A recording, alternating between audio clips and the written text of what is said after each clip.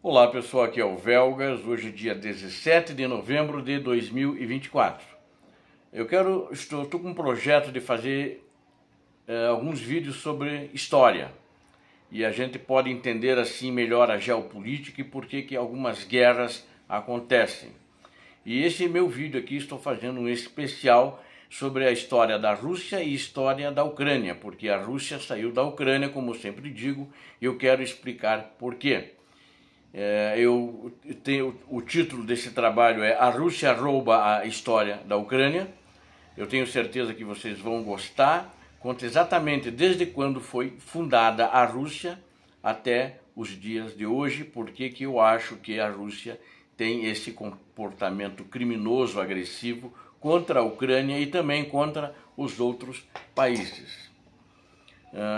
Eu quero convidá-los, inscrevam-se no canal, deem um like. É muito importante vocês darem um like e principalmente se gostaram. Se não gostaram, não precisa dar, pode dar o dislike também. Mas é importante, se você gostou, inscreva-se no canal e esteja conosco, que aqui você verá coisas que você não vê em outro canal. Este vídeo tenho certeza que vai ser difícil ver em outro canal. E também compartilhem com suas redes sociais, façam seus comentários que são sempre bem-vindos. Muito obrigado.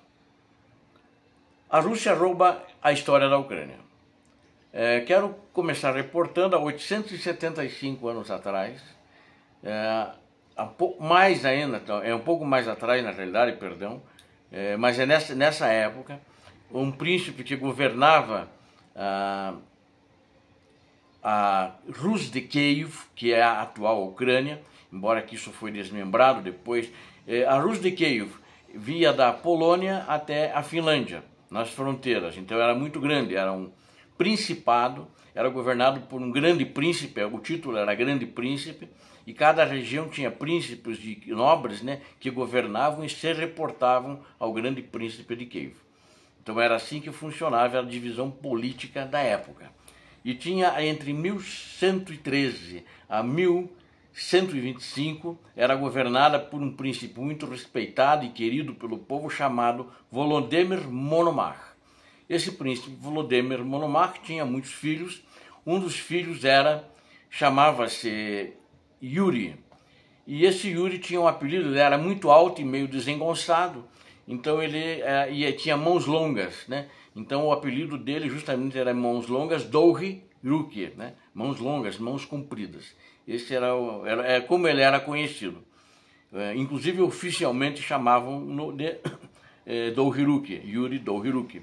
E ele queria ser o grande príncipe de Kiev e governar no lugar do pai. Notem o seguinte, Moscou, a Rússia atual, não a Rússia asiática, a Rússia europeia, fazia parte da Rússia de Kiev. Isso milenarmente, né? Bem antes disso. Aí o pai dele disse, você não é o primogênito, você não deve ter. Eles discutiram e tal, ele pegou o pessoal dele da corte de Kiev, uma parte do exército que era dele, da segurança dele, e o pai inclusive deu aquela região para ele administrar, chamada Moscóvia, que era uma região que tinha algumas populações bárbaras e tinha também algumas populações eslavas, sendo que a maioria eram bárbaros. Ele chegou naquela região, ele que oficialmente é o fundador de Moscou, né? Da cidade de Moscou, que não existia. Aí ele chegou naquela região e ele, na realidade, organizou o exército para atacar o pai, ele queria matar o pai e governar de Kiev, toda essa Rus de Kiev.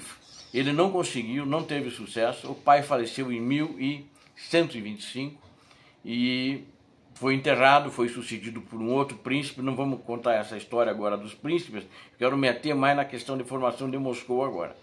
Mas ali em 1149, que são 875 anos de agora, de 2024 até 1149, ele conseguiu formar um exército muito forte, poderoso, grande, e entrou em Kiev.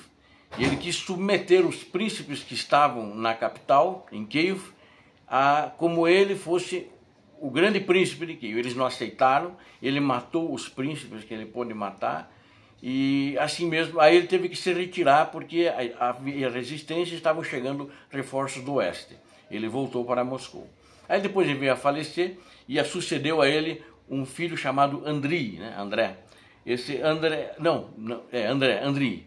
esse Yuri Jorge, né? Yuri significa Jorge, a tradução de nomes para o português, e o André, que sucedeu. E ele também formou um exército muito grande, muito maior. Eles já tinham conquistado alguma coisa da Ásia, feito algumas alianças com outros países asiáticos ali, tribos bárbaras, etc. E avançaram de novo sobre Kiev.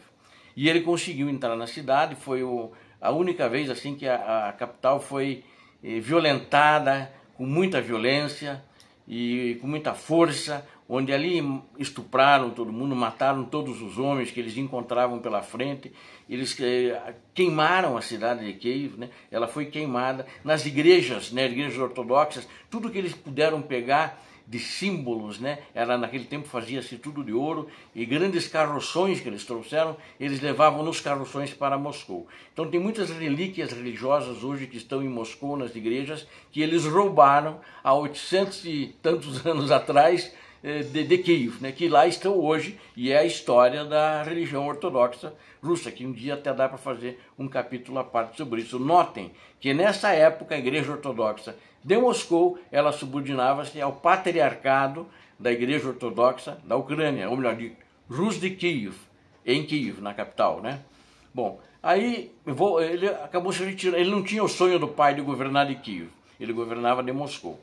E aí, nessa época, já em seguida, alguns anos depois, não é tão em seguida, então ele chamava simplesmente Moscóvia, né? E ele era o príncipe, sucederam-se outros príncipes, mas virou aí Principado de Moscou em 1283. Eles mudaram o nome para Principado de Moscou. Aí já existia Moscou, que foi fundada ainda pelo Yuri Dolhiruk, né? Pelo Jorge Mãos Longas, e depois... Isso já era 741 anos atrás, né? Então, onde foi fundado o Principado de Moscou. E esse Principado de Moscou, ele foi sucedido há 477 anos passados pelo Estado de Moscou, isso foi em 1547.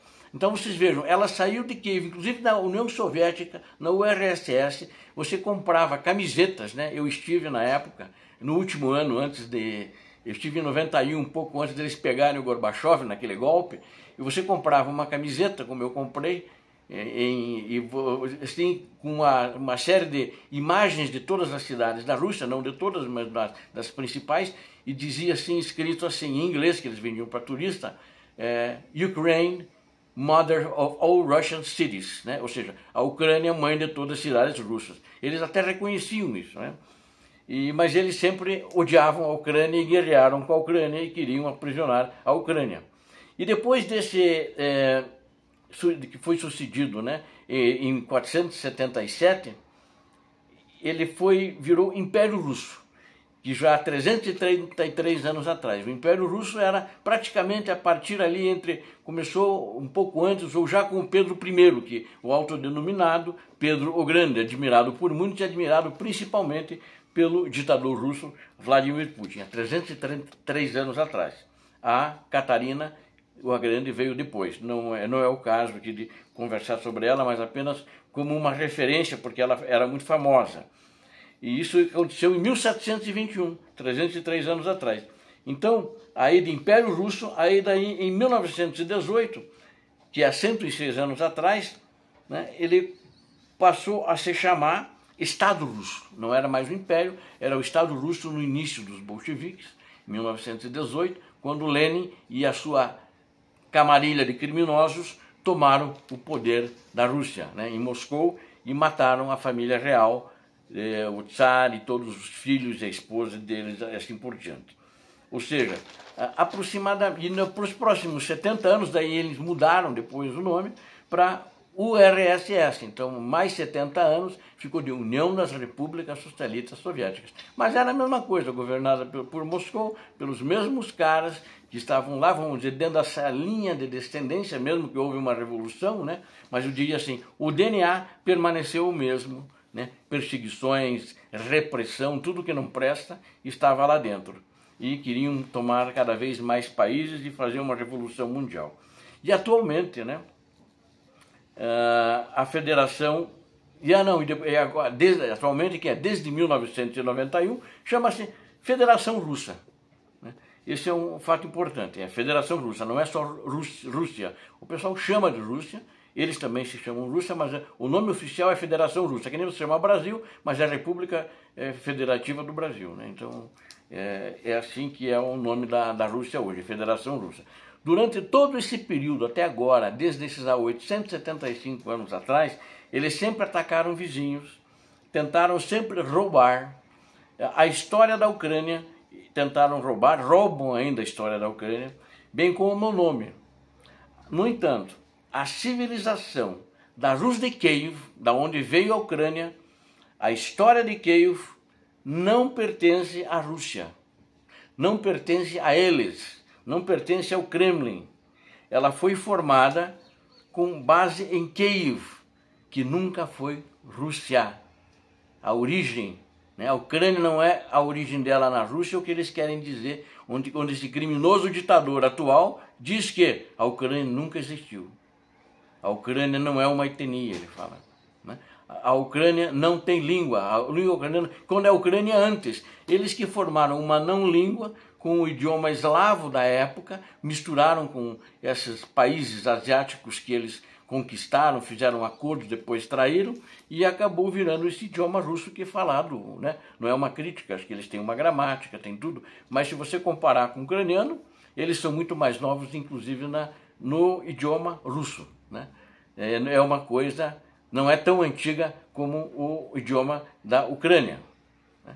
A base em Kiev, e Kiev era o principado da Rus de Kiev, a Kiev era a capital de toda essa região que eu relatei desde o início.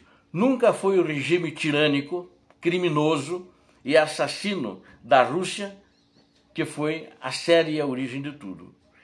E não é o regime, na minha opinião, que os obriga a cometer todos esses crimes, seja porque é o regime de Putin, porque é o regime da Rússia, ou porque é o Império Russo, ou porque é a Moscóvia, moscovita, não. Isso não obriga eles a cometerem esses crimes. Minha avaliação, né? O que os obriga a cometer esses crimes é a verdadeira essência da formação do povo russo, que ele formou-se em cima de um crime daquele que queria matar o pai para tomar o poder e matar o povo ucraniano, chamado na época Rus de Kiev, para tomar o poder. E esses crimes há 875 anos, até os dias de hoje, desde há 875 anos passados até os dias de hoje, que eles cometem em nome de mentiras, criminosos. Deus abençoe vocês, Deus abençoe a Ucrânia, Deus abençoe o Brasil. Inscreva-se no canal. Paz e bem. Paz para toda a humanidade.